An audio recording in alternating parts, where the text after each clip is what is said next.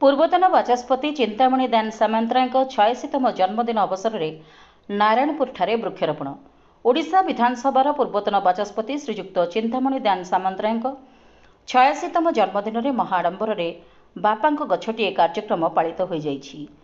ଚିକିଟି ନିର୍ବାଚନ ମଣ୍ଡଳୀରୁ ବିଭିନ୍ନ ପଞ୍ଚାୟତରୁ ବହୁ କର୍ମୀ ଓ ଶୁଭେଚ୍ଛୁ ତାଙ୍କ ସାମନ୍ତିଆପଲ୍ଲୀ ନିକଟସ୍ଥ ବାସଭବନରେ ପହଞ୍ଚି ଶୁଭେଚ୍ଛା ସହ ତାଙ୍କ ଜନ୍ମଦିନ ପାଳନ କରିଥିଲେ।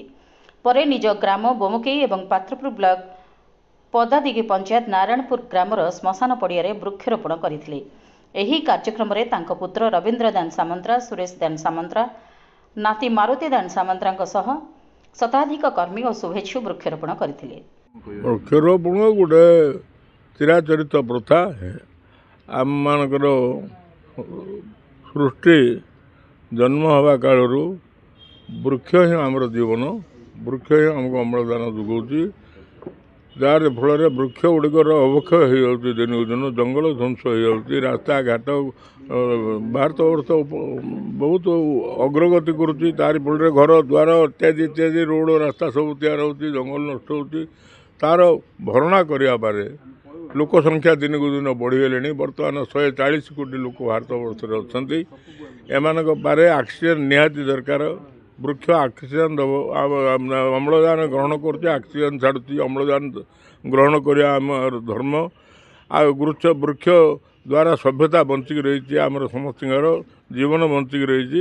ତେଣୁ ବୃକ୍ଷରୋପଣ କାର୍ଯ୍ୟକ୍ରମକୁ ମୁଁ ଶେଷ ଜୀବନରେ ଗୁରୁତ୍ୱ ଦେଉଛି।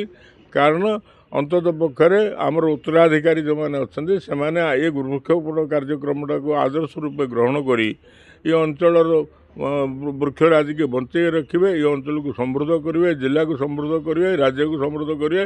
ଦେଶ ଦ୍ୱାରା ବୃକ୍ଷରୋପଣ ଦ୍ୱାରା ଦେଶର ମଙ୍ଗଳ ହେବ। ଏଇଟା ଭାବରେ ମୁଁ କରୁଛି। ଆଜି ଆମ ବାପାଙ୍କର 86ତମ ଜନ୍ମଦିନ। ତେଣୁ ଅଞ୍ଚଳବାସୀଙ୍କ ତରଫରୁ ତାଙ୍କୁ ଆଜି କେକ୍ କଟା କାର୍ଯ୍ୟକ୍ରମ ଦୁଇଟି ଜାଗାରେ ହୋଇଥିଲା। ସେ ଅନୁସାରେ ବୋମକେଇ ଠାରେ ମଧ୍ୟ ଚାରା ରୋପଣ ହୋଇଥିଲା। ଆଜି ନରଣପୁର ପାଖରେ ମଧ୍ୟ ଚାରା ରୋପଣ ହେଉଛି। ଏହି କାର୍ଯ୍ୟକ୍ରମ ଆମେ ଜୁଲାଇ 27 ଠାରୁ ଆରମ୍ଭ କରିଛୁ। ଆମେ ପ୍ରକୃତ ବାପାଙ୍କ ପାଇଁ ଆଜି ଆମେ ଗୋଟେ ଗଛଟିଏ ଲଗାଇବା ପାଇଁ ସମସ୍ତଙ୍କୁ ଆହ୍ୱାନ କରିଥିଲୁ। ସେଥିରେ ନରଣପୁର ଗ୍ରାମବାସୀମାନେ ଆମକୁ ବହୁତ ସହଯୋଗ କରିଛନ୍ତି। ତେଣୁ ତାଙ୍କୁ ମଧ୍ୟ ଧନ୍ୟବାଦ। ଗଛଟିଏ ଜୀବନଟିଏ। ଆସନ୍ତୁ ସମସ୍ତେ ମିଳିମିଶିକି ପ୍ରତ୍ୟେକ ଗାଁରେ, ପ୍ରତ୍ୟେକ ପଞ୍ଚାୟତରେ ଗୋଟେ ଗଛ ଲଗାଇବା। ଆଜିକି ପ୍ରାୟ 2 ମାସ ହେବ ଆମେ এই ଗଛ କାର୍ଯ୍ୟକ୍ରମ କରୁଛୁ। ପ୍ରାୟ ପାଖାପାଖି ଆମେ 7000 ଠୁ 8000 ଗଛ ଲଗାଇ ସାରିଲୁଣି। ଆଜି ମଧ୍ୟ ଏଠି 500 ଗଛ ଲଗାଇବା ପାଇଁ ନିଷ୍ପତ୍ତି କରିଛୁ। ଗଛକୁ ହିଁ ଜୀବନ। ଗଛ ଆମକୁ ଅକ୍ସିଜେନ୍ ଦେଉଛି। ଫରେଷ୍ଟ ଡିପାର୍ଟମେଣ୍ଟ, ଆପଣମାନେ ଗଣପ୍ରତିନିଧିମାନେ, ଯେଉଁମାନେ ପ୍ରତିନିଧି ଅଛନ୍ତି, ମାନେ ସାମ୍ବାଦିକ ଭାଇମାନେ ସମସ୍ତେ ଆଜିକି 2 ମାସ ହେଲା ଉକ୍ତ କାର୍ଯ୍ୟକ୍ରମକୁ ସଫଳ କରିବା ପାଇଁ ସହଯୋଗ କରୁଛନ୍ତି।